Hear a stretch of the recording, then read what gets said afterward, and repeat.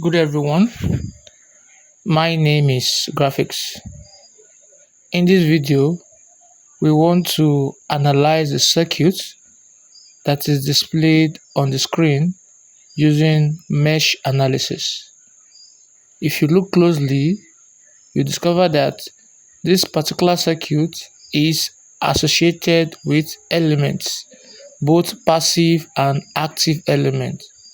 The passive elements here are the resistors, which have resistances of 10 ohms, 4 ohms, 24 ohms, and 12 ohms respectively. And the active elements are of two, which are the voltage source. We have the dependent voltage source and the independent voltage source. The independent voltage source is the 24 volts, and the dependent voltage source is the 4I0. What we are told to look out for in this circuit is the I0, that is the current flowing through the 10 ohm resistor. Now, I'll be naming my mesh because we have three mesh in this circuit. I'll name this mesh here to be I1, I'll name the other mesh here to be I2, and I'll name here to be what? I3. Reason why I'm naming this mesh here to be I1 is, one reason is we are given the current flowing through this part here to be I1. And the other reason why I'm naming here to be I2 because what? We are given here to be what? I2, right? So definitely the current flowing in this mesh here, this third mesh here, I'll call it what? I3, which I'm going to explain further. So I will say that the current flowing in this part here should be what? I3.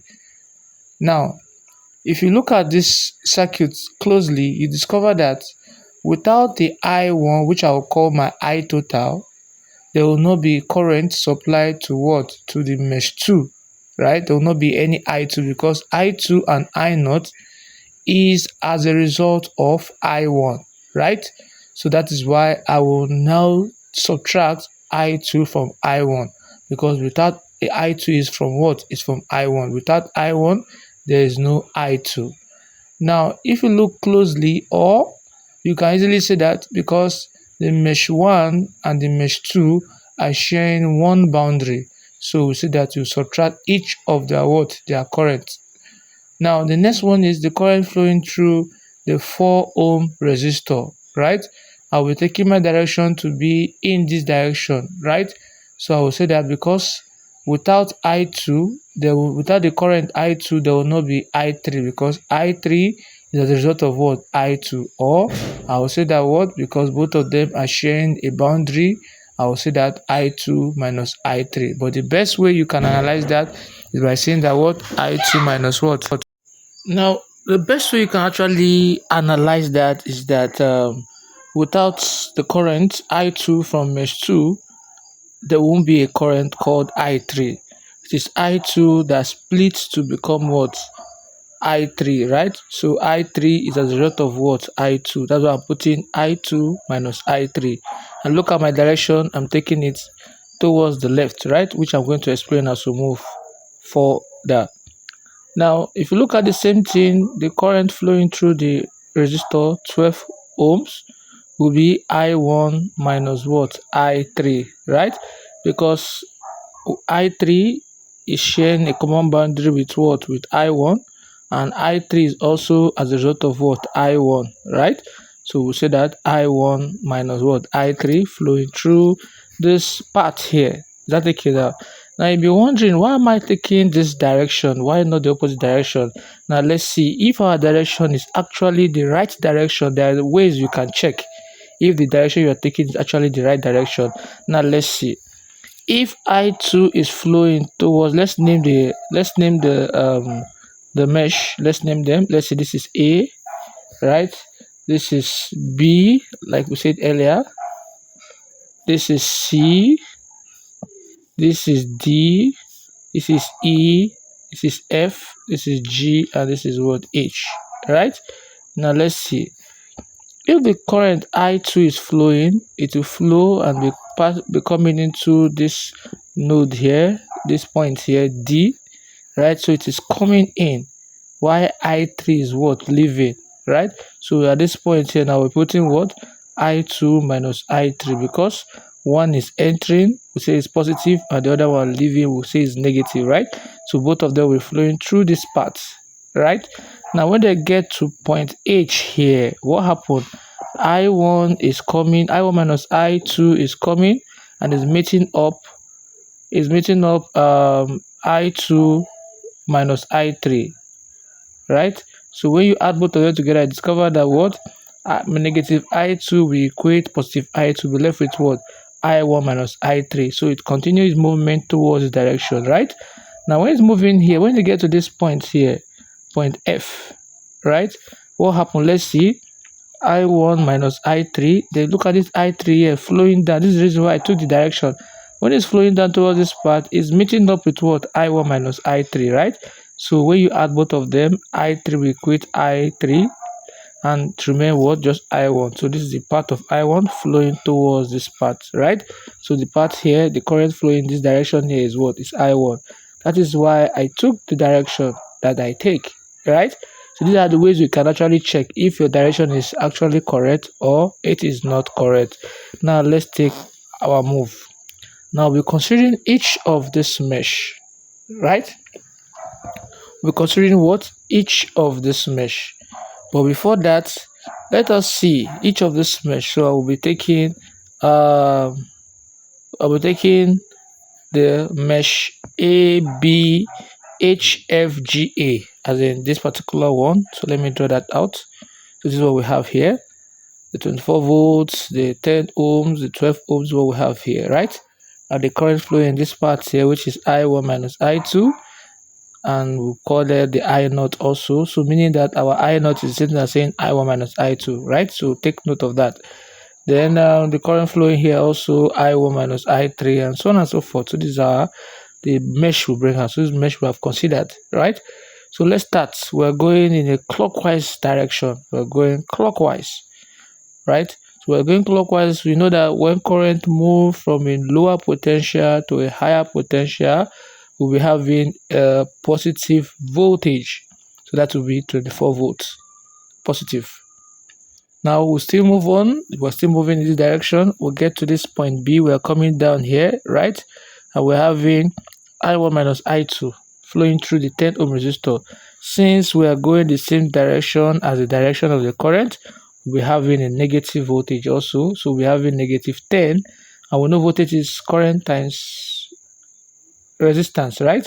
So we're having negative 10, which is the ohms here, multiplied by I1 minus I2. That's what we have there, right?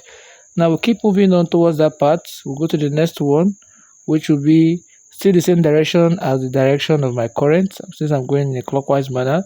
So we're having negative 12 into bracket I1 minus I3. Now this is the only thing we have in this circuit, so we'll now equate them to be equal to what? 0.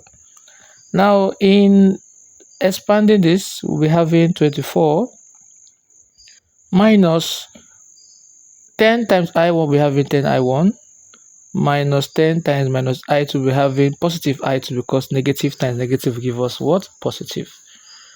Now the same thing, minus 12 times I1 will give you minus 12 I1, minus 12 times minus I3 will give you positive 12 I3. Like I said, negative 12 times negative I3 will give you positive I3 equals to 0. Now the next thing we're going to do, we'll call it like terms, right? If you look at it, minus I1 minus 12 I1 will give us minus 22 I1, because that they are like terms. And we're having the 10 I2 plus the 12 I3. They equals to, if I take 24 to the other side, it's because equals to minus what? 24. Now if I want to have a positive sign, what will I do? I will change it to positive. And when I change it to positive, I must change the one that is positive to what? Negative, and so on. So I'm multiplying through by what? Minus 1. So minus 1 times minus 22 I1 will give us the 2 I1. Minus 1 times positive 10 I2 give you minus 10 I2. Minus 1 times 12 I2 give you minus 12 I3 equals to what? 24. Right? So I will term that my equation 1. Now we move forward. Considering mesh BCDHB, right? And I'll be having this. So when you take your clockwise direction, you discover that we're moving from the 24 here. So we're having, since the I2 is flowing from B to C to D, you can see I'm flowing through the 24 ohms. Since I'm going in a clockwise direction, and that is the same direction as the direction of my current, I'll be taking it to be negative. So 24 times I2 will be 24 minus 24 I2. Now I'm not going through here. The same direction as the direction of my current, I2 minus I3 are going towards the left. Likewise, my direction too. So it will be negative. The resistance times the current flowing through it to be 4 multiplied by I2 minus I3. So it will be negative 4. Similarly, I'm now going up. Now, as I'm moving up now, I'm going against the direction of my current. That will make my sign to change to positive. So I'm going to be having positive 10 multiplied by I1 minus I2. Reason because of I'm opposing direction of the current. I1 minus I2 is coming down while my clockwise is going up, going against it, right? Just like I've been saying in my previous videos. Now, if you look closely there are two ways you can go about that. You can decide to say, okay, you want to maintain your negative sign, but you change direction of what? Of the current. So instead of being I1 minus I2, it will now be I2 minus I1. So you maintain your negative, but I don't want to go through those problem, right? So just focus on the way I'm showing you. So since it's opposing direction of the current, it will be positive, right? 10 into bracket I1 minus I2. So all equals to 0 because there is no, without resistance, current will be ineffective, right? Now we move forward. So without resistance, there is no voltage. Let's put it that way. Now from here, we start expanding. We have minus 24 I2 minus 4 I2 because minus 4 times I2 give minus 4 I2. Minus 4 times minus I3 will give you positive 4 I3 plus 10 times I1 give you 10 I1. 10 times I2 give you negative 10 I2 because that is negative I2 there equals to what? 0. Now we collect like terms. Now if you look at how many I1 do we have here, we only have just 10 I1. So when it's positive, I'll write it out. Then the I2 I have minus 24 I2, minus 4 I2, and minus 10 I2. All together will give us minus 38 I2. Plus the remaining one, which is 4 I3, and that will give us 4 I3. Equals to what? 0. I'll term that my equation 2. Similarly, I will consider mesh HDEFH, right? So that is the mesh I want to consider, and I'll draw that out. This is what we have here. So I'm going also in a clockwise direction, starting from the 4. What do you notice? I am opposing direction of the current. I'm going in a clockwise direction. I'm going towards the right. The current is coming towards the left. So my voltage there will be what? Positive. So voltage is current and resistance. So the resistance times the current there will be 4 multiplied by I2 minus I3. Now similarly, I am going in the direction of the current here, I3. Look at it. And I'm moving from higher potential to lower potential. So it will just be what? Minus 4 I2. So when you move from a higher potential to a lower potential, your voltage will always be what? Negative. Don't forget, this is an independent voltage source here. So I'm having what? Minus 4 I naught. Remember, we've not gotten the value of I naught here. So plus, we're going opposite direction of the current flowing across the 12 ohm resistor. It is coming down while we are going up, that is clockwise, and it will now be what? Positive. So we have 12 into bracket I1 minus I2, I3, right? Equals to 0. So if I rewrite this expanding, I'll be having 4 times I2 give us 4 I2, 4 times minus I3 give us minus 4 I3, minus 4, our I naught is what? I1 minus I2, right? So if you expand that, you'll be having minus 4i1, because minus 4 times I will give minus 4i1, minus 4 times minus I to give you plus 4i2. Move forward, plus 12i1, because 12 times I will give you 12i1, minus 12i3 equals to what? 0, because 12 times minus i3 will give you minus 12i3, right? Now if I collect like terms, you discover that how many i1 do we have here? We have minus 4i1 and minus 4i1 that we have here, and we have minus 4i1 and plus 12i1, and that'll give us what? 8i1. Then for the i2 here, we have 4i2 plus 4i2 here, and that'll give us 8i2. Then the remaining one, we have minus 4i3 minus 12i3 give us minus 16i3 equals to 0, right? So if you discover that 8 can go in everything here, so 8i1 divided by 8 will give us 1i1, and 1i1 is that saying i1, plus 8i2 divided by 8 will be having 1i2, and 1i2 is just saying what? I2, minus 16i3 divided by 8 will give us what? 8 and 16 is 2, so we're having minus 2i3 equals to 0. I'm going to term that my equation 3. Now if I rewrite my equation out, the equation we've gotten, we discover that we're having 22i1 minus 10i2 minus 12i3 equals to 24. That is equation 1. 10i1 minus 38i2 plus 4i3 equals to 0. That is equation 2. I1 plus I2 minus 2i3 is equals to 0. That is equation 3, right? So we want to solve this in order to get the value for I1, I2, and what? And I3. So there are different ways you can achieve this height. There are different methods. We can use the elimination method. We can use the substitution method. We can use the Cramer's rule, and so on and so forth. But for the benefit of the viewers, I'll be using the Sarrus rule. In the previous video, I made use of Cramer's rule, which if you have not come across it, you can click on this link at the top right corner here in order to watch this particular mesh analysis where I make use of what? Of Cramer's rule, right? To get more understanding. But in this video, I'm making use of what? Sarrus rule, right? So we're using what? Sarrus rule. So what the first thing I'll first of all do is to write this in augmented form, right? So when I write in augmented form, I'm going to be having 22, right? 10, 1, 10, minus 10, minus 38, 1, minus 12, 4, minus 2, right? I'll put them in one bracket here. Is that okay?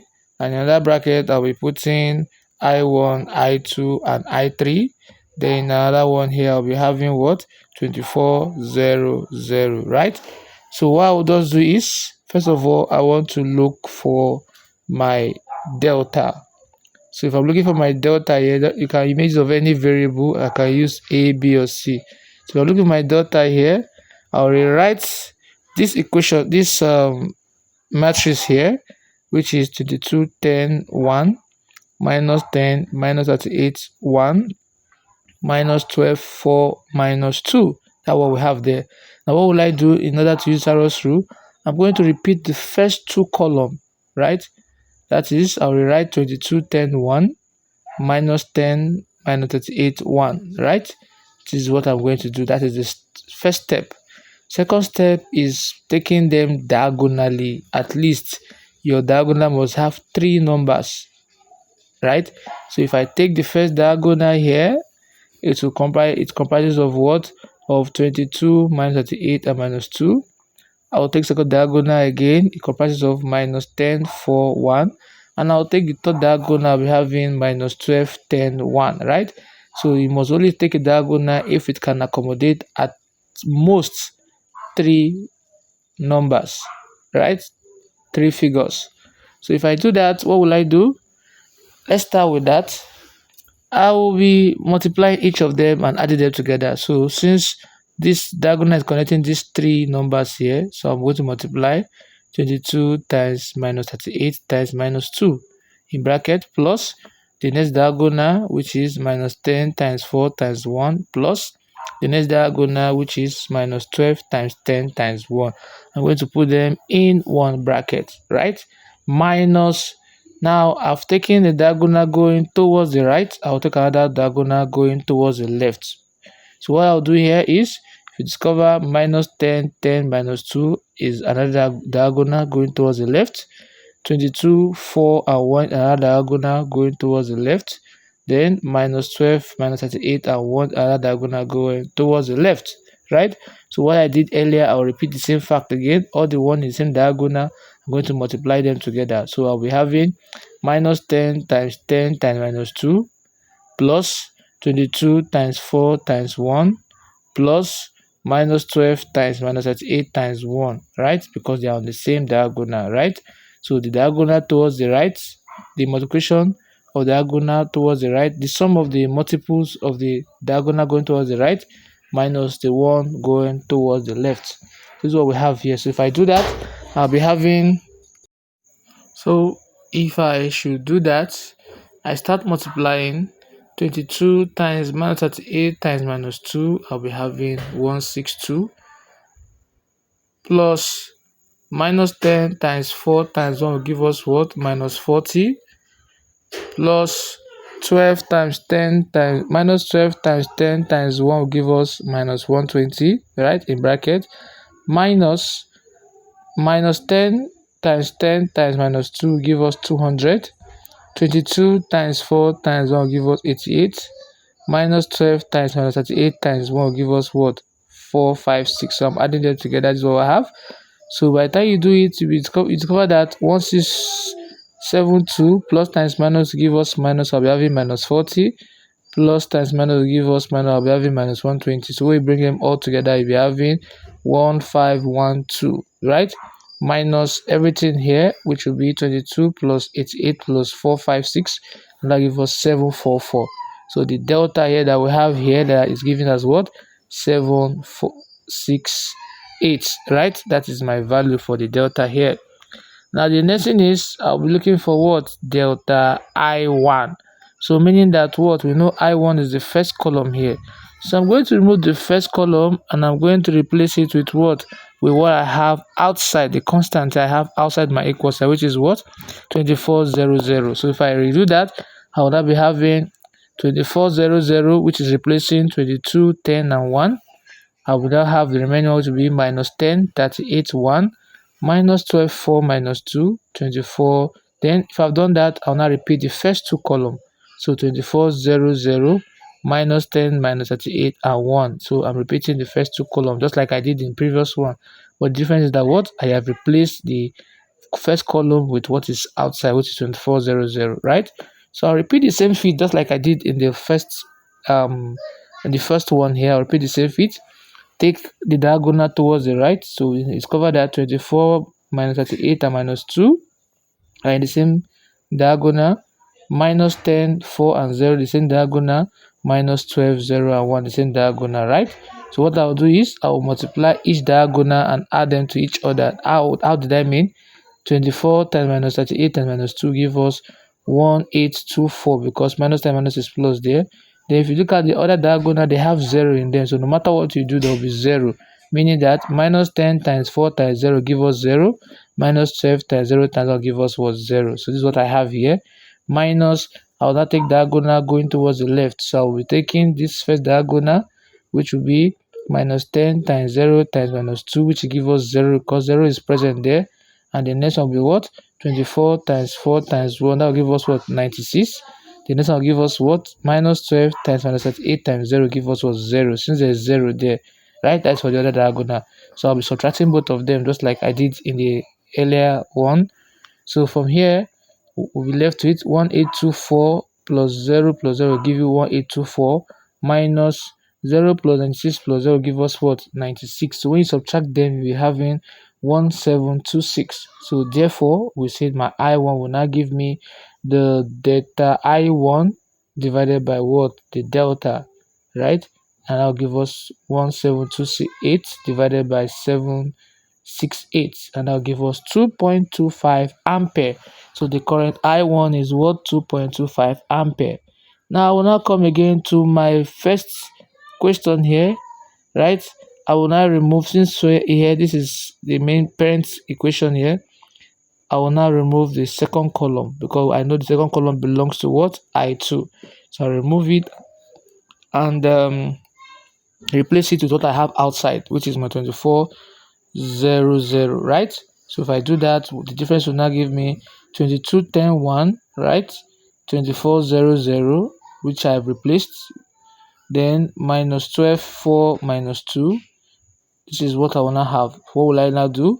I will now repeat the first two columns just like this. So we will now have 2210.1 and 2400. So I'll do the same thing. Take them diagonally. At least 3 values will be on the diagonal at most, right? So I'll be having 22.0 and minus 2 in one diagonal, 24.4 and 1 another diagonal, minus 12.10 and 0 another diagonal, right? So what will I do? I'll multiply them and add them together. So 24 times 0 times minus 2 is 0. 24 times 4 times 1 is 96, and minus 12 times 10 times 0 is 0. So we're having 0 plus 96 plus 0, right? In bracket minus, I'll take diagonal going towards the left, right? So I'll be having 2410 minus 2, 2240 and minus 1201, right? So we multiply 2410 and minus 2, we're having minus 480 plus 22 times 4 times 0 give us 0, minus 12 times 0 times 1 give us was 0, right? So when you add them together, 0 plus 96 plus 0 is 96, minus 480 plus 0 plus 0 will give us minus 480. Don't forget, there's a minus connecting both of them together, so minus times minus will give us what? Plus. So 96 plus 48 will give us 576. So when I say I2 will now give us what? Delta I2 over delta, and that will give us 576 over 768, and that is 0.75 ampere. So the current I2 is 0.75 what? Ampere. So I'll move forward. I'll do the same thing. I'm going to replace the third column by the value outside. So it will now be 2210.1 minus 10 minus 38.1. Instead of you writing the third column here, which is minus 12.4 minus 2, you will now write what? 2400, right? So this is what you have. So you repeat the first two columns, which will be 2210.1 minus 10 minus 38 are what? Are 1. So if you repeat the same height, the first going towards the right, the diagonal connecting 22 minus 38 and 0 will give us 0. The second diagonal connecting minus 10, 0 and 1 will give us 0 because you're multiplying them together. 24 times 10 times 1 will give us what? 240.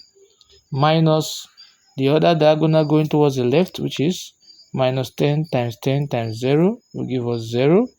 Minus 22 times 0 times 1 will also give us 0. 24 times minus 38 times will give us what? Minus 916 in another bracket here, right? So when you do that, 0 plus 240 will give us 240. Then minus open bracket minus that 912 plus 0 plus 0 give us minus 912. And minus 912 times minus will give us plus 912. So 240 plus 912 give us 1152. So my I3 will now give me delta I3 divided by what? Delta. And that will give us 1152 divided by 768. So I3 will now give us 1.5 ampere when you divide them together. So since we are told to look for the current I not flowing through the 10 ohm resistor here, and we know the current flowing through the 10 ohm resistor is I1 minus I2. So I naught will now give us 2.25 minus 0.75 because these are the values of what? The current. So my I naught will now give me 1.5 ampere. So that's the current flowing through that. So if you now ask, then you now discover that the voltage in this dependent voltage source, which is 4 I naught, will just give us 4 times what? 4 times 1.5. So whatever you get will be your value. Is that okay now? So this is what we have here, and if you are told to look for the current across each resistance, you know what to do. So you can also click on this link at the top right corner here to also get another video involving mesh analysis. So if you have actually found this video helpful, please don't forget to subscribe, like, and also share the video. Thanks for watching.